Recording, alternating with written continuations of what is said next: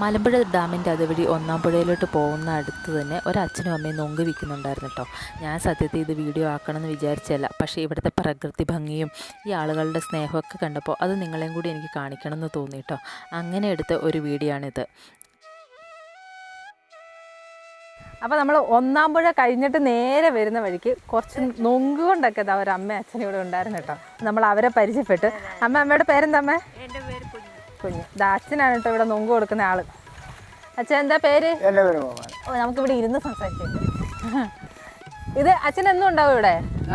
ശനി ഞായറൊക്കെയുണ്ടാവും. ശനി ഞായർ എപ്പോഴും കിട്ടുമൊന്നുമില്ല, എല്ലാപ്പോഴും എല്ലാം കിട്ടിയാൽ വരും. ആണോ?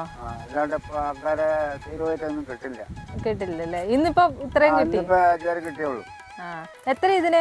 1.20. 20 രൂപ. ഇവിടെ എങ്ങനെ ആൾക്കാർ വരുന്നു വാങ്ങിക്കുന്നുണ്ടോ?